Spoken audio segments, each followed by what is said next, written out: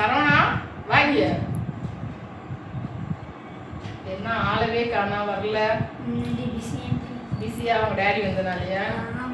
என்ன இன்னைக்கு வெள்ளனா வந்துட்டா? இன்னைக்கு சில்ட்ரன்ஸ் டே இன்னைக்கா நாளைக்கா? நாளைக்கு நான் செலிப்ரேஷனால டக்குன்னு விட்டேன். Super super. என்ன சாப்பிட்டு இப்போ வந்தனே? பருப்பு சாதம் சாப்பிட்டேன். பருப்பு சாதம். ஸ்நாக்ஸ் சாப்பிட்ற பழக்கம் இருக்கா? சாப்பிட முடியா?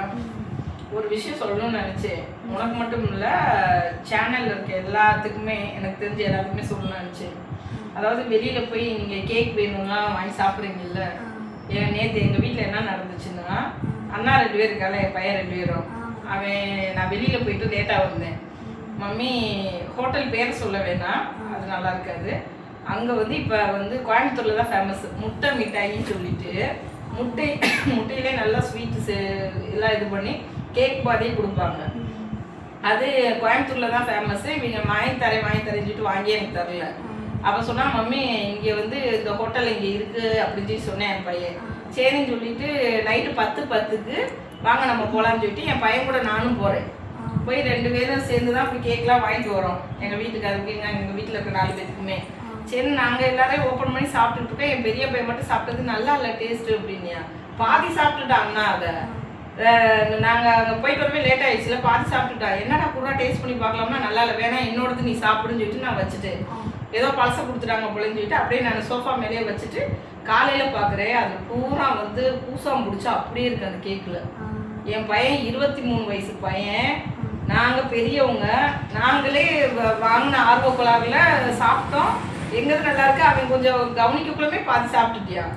பார்த்தா அதில் காலையில் பார்த்தா அவ்வளோ இது இருக்குது. அதனால் சாப்பிட்றதுக்கு முன்னாடி பெரியவங்கள்ட்ட கொடுத்து எங்கே கடையில் கேக் வாங்கினாலும் அதை செக் பண்ணி சாப்பிடணும், இல்லைன்னா பெரியவங்க டேஸ்ட் பண்ணி சாப்பிடணும்.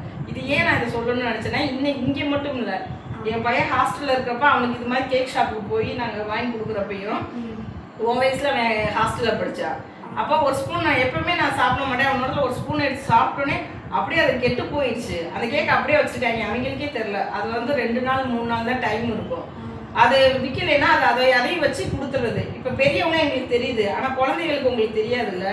அதனால் எப்போவுமே பெரியவங்க ஒரு ஸ்பூன் வாங்கி அதை சாப்பிட்டு நீங்கள் குழந்தைக்கு கொடுங்க. ஏன்னா பெரிய பசங்களுக்கே அது தெரியலை. இதை சொல்லணும்னு நான் நினச்சேன். அது அந்த ஹோட்டல்கிட்ட கேட்குறது போனோம்னா அவங்க மாற்றி கொடுத்துருப்பாங்க, அதெல்லாம் இப்போதைக்கு தேவையில்லை. நம்ம வந்து தெளிவாக இருக்கணுன்றதுக்காக நான் ஒரு வீடியோ போடணும்னு நினச்சேன். இனிமேல் நீ அது மாதிரி தெளிவாக சாப்பிடு, அம்மாட்ட கேட்டுட்டு டேஸ்ட் பண்ணி பார்த்துட்டு சாப்பிடு. லேசாக உனக்கு சந்தேகம் இருந்துச்சுன்னா நீ கேளு, இது டேஸ்ட் சரியில்லை நல்லா இல்லை இதில் என்ன இருக்குன்னு கேளுங்க. அது மாதிரி நீங்கள் வெளியில் வந்து ஃப்ரைட் ரைஸ் இதெல்லாம் வாங்குறீங்கல்ல, அதில் பார்க்குறப்போ ஒரு சமயம் டேஸ்ட் வித்தியாசம் இருக்கும், உப்பு அதிகமாக இருக்கிற மாதிரிலாம் இருக்கும். அதெல்லாம் அப்படி சாப்பிட்ணும்னு அவசியம் இல்லை. அவங்க அஜினோமோட்டோ ஏதாவது ஒன்று அதிகமாக போட்டுருவாங்க. நிறைய தடவை வாங்குறப்ப அப்படி இருந்திருக்கு.